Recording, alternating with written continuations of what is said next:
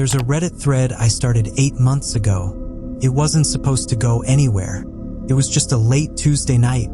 Couldn't sleep, and I posted something dumb. Something like, drop your scariest real-life experience in the comments. Not creepypasta. Not something your cousin swears happened. Something that happened to you. I figured I'd get a dozen replies. Maybe 20 if I was lucky. By morning, I had over 4,000. I read every single one. Most were forgettable. Jump scare stuff. Creaking floors. Weird neighbors. A car that wouldn't start in a dark parking lot. The usual, but buried in there, maybe 1 in every 200, was something that didn't read like anything else. Something that made me sit back in my chair and go completely still. I've spent the last 8 months tracking down the people behind those stories. I wanted to hear them in their own words. I wanted to understand what actually happened, and I want to be honest with you right now. Some of these people didn't want to talk at first. Some of them never talk about it at all. A few told me they've never told anyone the full version. Not their parents, not their spouses, not their therapists. They told me names have been changed. Some identifying details are altered at the request of the people involved. Everything else is exactly as it was told to me. Welcome to The Collector.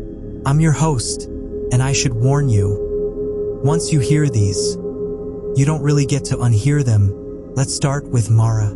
I want you to picture a Chicago apartment building in February. Not a scary movie apartment building. Not the kind with flickering lights and a creepy super who stares too long.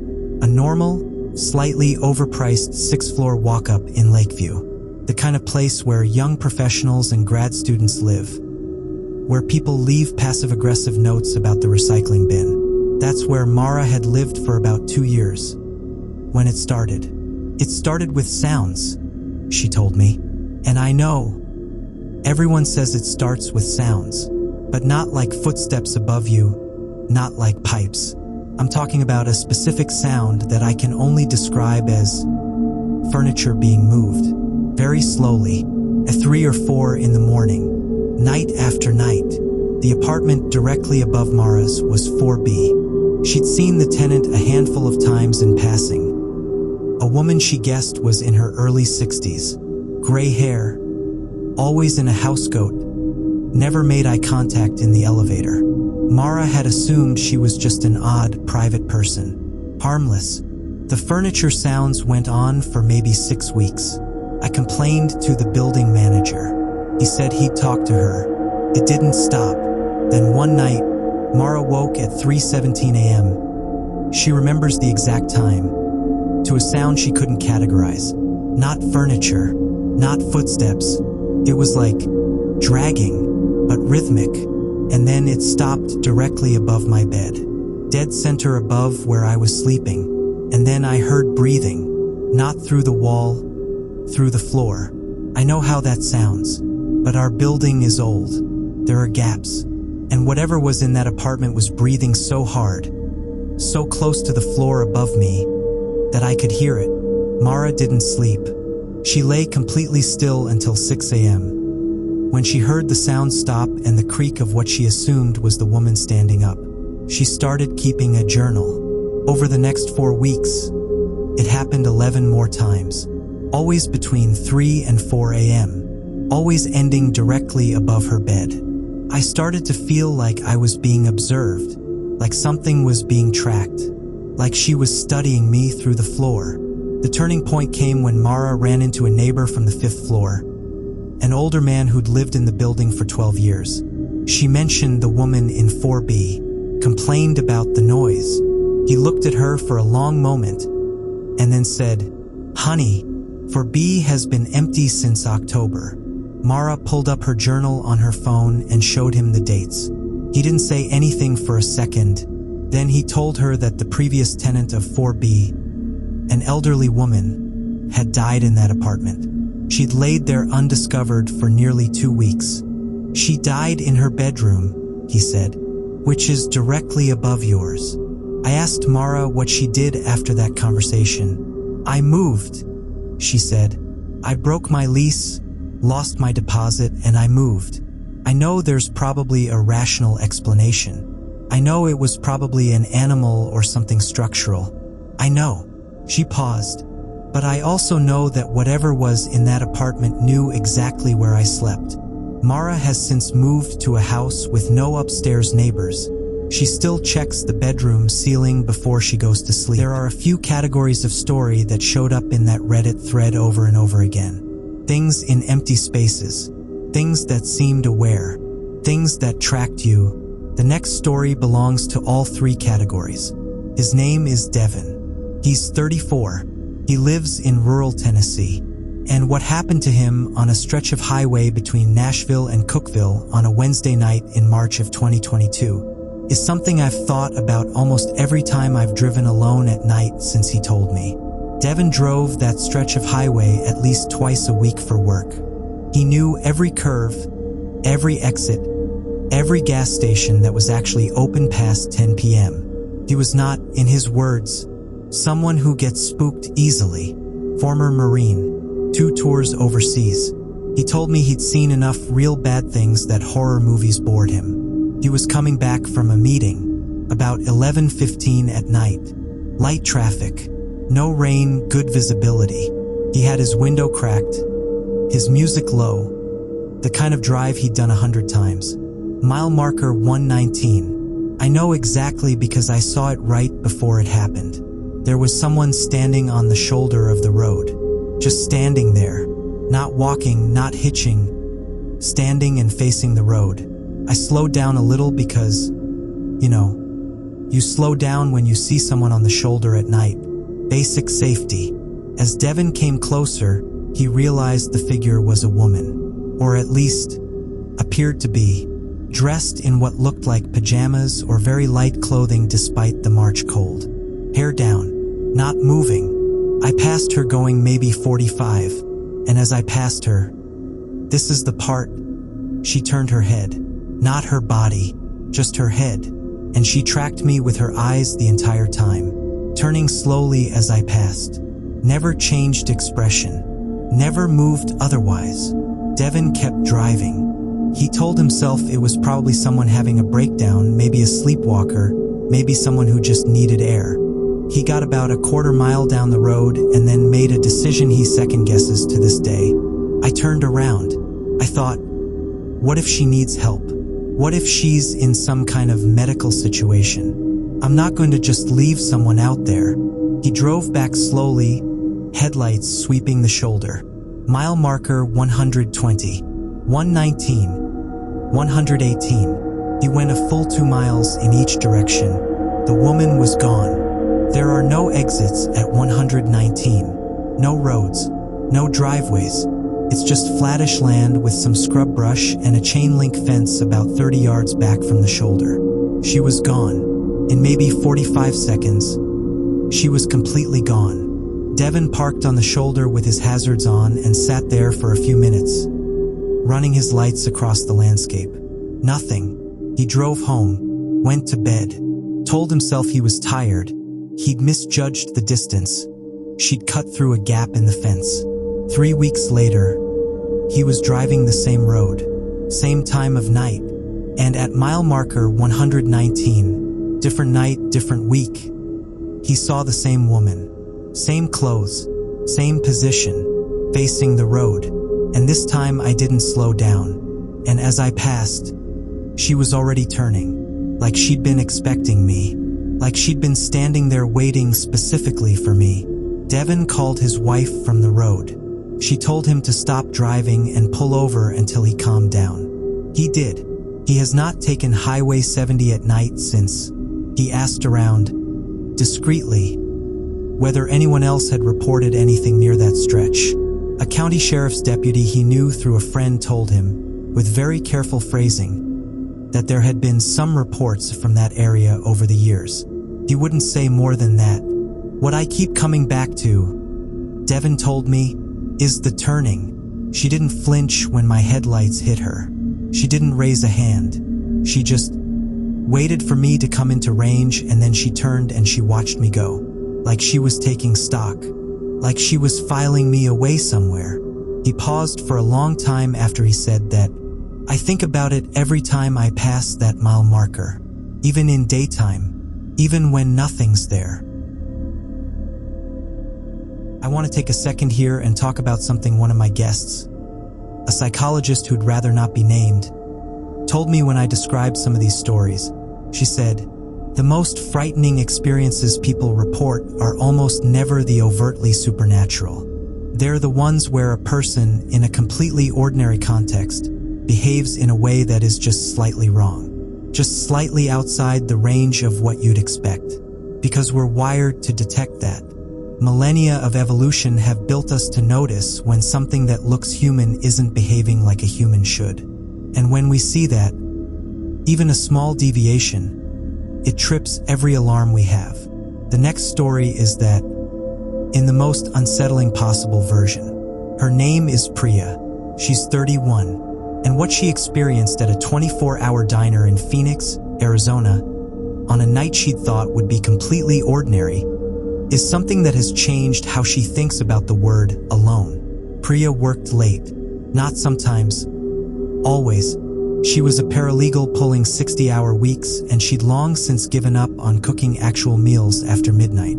There was a 24-hour diner 4 blocks from her apartment that she ate at alone, at a booth by the window, at least 3 nights a week. I knew all the staff by name. They knew my order. It was my place, you know? My weird, fluorescent-lit, 2 a.m. safe space. On this particular night, a Thursday, the diner was almost empty. 2 truck drivers at the counter. A college-age kid in a hoodie doing homework in the back. And then, about 20 minutes after Priya sat down, a man came in and sat in the booth directly across from hers, which was a little strange because there were plenty of empty booths, but not weird enough to think about. People do that. The man ordered coffee, didn't look at a menu, didn't look at his phone. He just sat. Priya didn't pay much attention to him. She was reading briefs on her laptop. About 15 minutes in, she noticed he was looking at her. Not in a flirty way, not in a creepy guy at a bar way. He was just watching me, very steadily, with no particular expression. And when I looked up and met his eyes, he didn't look away. He just kept watching. Priya looked back at her laptop, figured he'd stop. He didn't. I looked up 3 more times over the next 5 minutes. Every time, he was watching me, just sitting there with his coffee, which he hadn't touched, watching me. She flagged down her usual waitress, a woman named Sandra, and quietly asked if Sandra knew who the man was. Sandra glanced over, looked confused, and said she'd never seen him before. Priya went back to her laptop. Then, about 2 minutes later, the man spoke. He said, and I remember every single word. He said, "You shouldn't sit by the window at night. It makes it easy to find you." Priya looked up. He was still watching her. Same expression. He didn't smile after he said it. Didn't clarify. Didn't soften it in any way. Just said it, and then looked back out the window. Priya got up, went to the counter, and told Sandra and the manager what he'd said. The manager went over and asked the man to leave. The man stood up without argument, put a $5 bill on the table for the coffee he hadn't touched, and walked out. They watched him walk past the window. He stopped on the sidewalk directly across from Priya's booth, and he stood there for 11 minutes. Sandra was timing it. She was standing next to me. 11 minutes, just standing on the sidewalk in the dark, looking through the window at the booth where I'd been sitting. The manager called the police. They got there at minute 12. The man was gone. The police took a report. They checked the surrounding blocks. They found no one matching his description. Priya asked me if I thought it was a threat or a warning. "I've thought about that for over a year," she said, "because those are very different things. A threat is about power. I can find you. I'm telling you so you know. But a warning is someone already knows where you are. Someone already found you, and they're letting you know that too. She doesn't eat alone at restaurants anymore. She has blackout curtains on every window in her apartment. We're about halfway through tonight's stories. I want to stay with this theme a little longer. The theme of being watched, of being known, before we move somewhere different. Because the next story isn't about a stranger. It's about a friend. Or, more precisely, someone who was a friend. And the line between those two things, the moment when someone familiar stops being safe, is something that Calvin, 27, living in Portland, Oregon, still has trouble explaining without his voice changing. Calvin met Marcus at a climbing gym. This was 2020. They were both regulars, both in their mid-20s, both going through breakups at roughly the same time. They started getting beers after sessions. Became close in the way that two people who are recently single and spend a lot of time together become close. Fast and intense and a little uncritical. He was funny. He was a good listener. He remembered stuff, which I always liked. You tell someone something in passing and 3 weeks later they mention it back. It made you feel heard. The friendship continued for about 2 years before Calvin started noticing something that he struggles to articulate precisely. Marcus would know things, small things, details Calvin hadn't shared with Marcus specifically. At first, it was easy to explain away. He'd mention something I'd done on a Tuesday and I'd think, oh, maybe I mentioned it and forgot. Or maybe a mutual friend said something. There's always an explanation that's just barely plausible, you know? And you pick that explanation because the alternative is a lot to deal with. It escalated gradually. Marcus knew about a dinner Calvin had gone to with coworkers. He knew Calvin had been to a specific coffee shop in a neighborhood that wasn't his own. He knew Calvin had visited his sister, who lived 2 hours away, on a weekend he hadn't told anyone about. That one stopped me cold. I hadn't posted about it. I hadn't texted anyone about it except my sister. And Marcus mentioned it casually, like it was common knowledge. I asked him how he knew and he laughed and said, "You told me." And I absolutely had not. Calvin started keeping track. He began deliberately not telling Marcus things. Weekend plans, where he was going, who he was seeing, and then noted when Marcus mentioned them anyway. Over 4 months, he counted 19 instances. I went through every possibility. Mutual friends gossiping, coincidence, my own bad memory. And then one night I was at home and I was looking at the permissions on some apps on my phone and I found it. An app Marcus had recommended to Calvin about 18 months earlier. A workout tracking app, totally mundane, had permissions Calvin hadn't closely examined when he'd installed it. Location, contacts, photos, microphone. I looked up the app. There wasn't a lot online about it. Small developer, not in major app stores under that name. And I started to think about how Marcus had texted me specifically to recommend it. How he'd sent the direct download link himself. How I'd never searched for it. I just trusted him and installed it. Calvin showed the app to a friend who worked in software security. His friend went quiet when he looked at it. He told Calvin to delete it immediately. He said it was not a legitimate application. He said that with the permissions it had requested, it could have been doing any number of things. Calvin deleted it, blocked Marcus on every platform, changed his phone number. 3 months later, he came home to find a handwritten note in his mailbox. No envelope, no return address. Said simply, "I wasn't trying to scare you. I just liked knowing you were okay." Calvin took the note to the police. They opened a file. He has not heard from Marcus since. "What I keep coming back to," Calvin told me, "is that I never felt unsafe with him. Not once the whole time we were friends. He was genuinely good company. Genuinely kind, I thought. And this whole time, he was inside my phone. Inside my life. Watching." He exhaled slowly. "It changes how you think about kindness. About people who are a really good listener. About people who remember things." He paused. "Because now I wonder, what were they doing with all that information?" I sat with that last story for a long time after Calvin told it to me, because the scariest version of it isn't the supernatural reading, or even the criminal one. The scariest version is someone who cares about you in a completely warped and wrong and violating way, but still, someone who cares. Someone who wanted to be close to you so badly that they built a hidden door. The last story tonight is different from the others.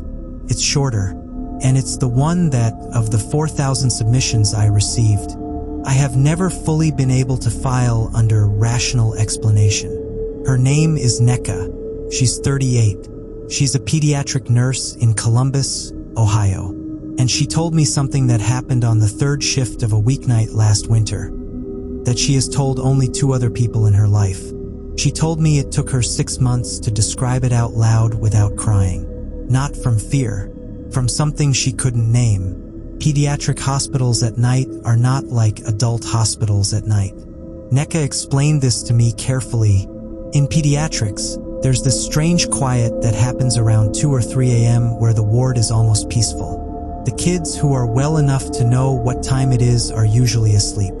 The ones who aren't well enough to know are on their own rhythms. And there's this lull, not every night, but some nights, where it's just you and the monitors and the glow of the hallway lights. Room 11 was at the end of her wing. On the night in question, it was occupied by a 7-year-old girl named Lila, not her real name, who was in for a procedure-related observation stay. Nothing serious. She was healthy, stable, and had been asleep since 9 p.m. At 2:48 a.m., Neka walked the wing for her regular checks. She glanced through the glass panel of room 11 as she passed. Lila was sitting up in bed, awake, looking at the door. Neka went in. I expected her to be confused, groggy. Kids wake up in hospitals and they're disoriented. They want their mom. I went in ready for that. But Lila wasn't disoriented. She was completely alert, sitting with her hands folded in her lap, looking at Neka with an expression that, Neka told me, she has never been able to describe accurately. Like she'd been waiting for me, not in a scared way, in a patient way, in an adult way. Neka sat down on the edge of the bed, asked Lila if she was okay. Lila said, "She was here again." Neka asked who. "The woman who stands in the corner. She was here again." Lila said it with no alarm, like she was reporting a fact, like she was a small, calm scientist making a note. Neka looked at the corner. Empty. She asked Lila if the woman had said anything. "She doesn't talk. She just watches. She watches me and then she watches the door until someone comes." Lila tilted her head. "She watches the door when you're about to come, right before, like she knows you're coming before you get here." Neka's skin went cold. "I've worked pediatrics for 11 years. Children tell you things that they've dreamed. Children see things when they're on certain medications. I know the difference. I know how a confused or medicated child speaks. This child was clear and calm, and she was reporting something to me like she'd reported it many times before and no one had listened properly." Neka stayed in the room for a while. She let Lila talk. The girl described the woman as old but not scary old, like a grandma, but she doesn't have a face I can remember after I look away, like a face in a dream. She said the woman had been coming for 2 nights, every time around 2:30 a.m., standing in the corner and watching the door. "She waits for you," Lila said again, "every time, right before you come. She stops looking at me and she looks at the door. And then you come." Neka sat with Lila until the girl fell back asleep around 3:15 a.m. She stood up, and before she left the room, she stood in the corner where Lila said the woman stood. I don't know why I did that. I stood in the corner and I looked at the door, and I stood there for maybe a minute, and then I left. She checked the hallway monitor. The footage for room 11 showed nothing unusual. The corner was empty every time the camera swept across it. Lila was discharged the following morning. She went home healthy. Neka never saw her again. What I can't let go of, Neka told me, is the phrase she used.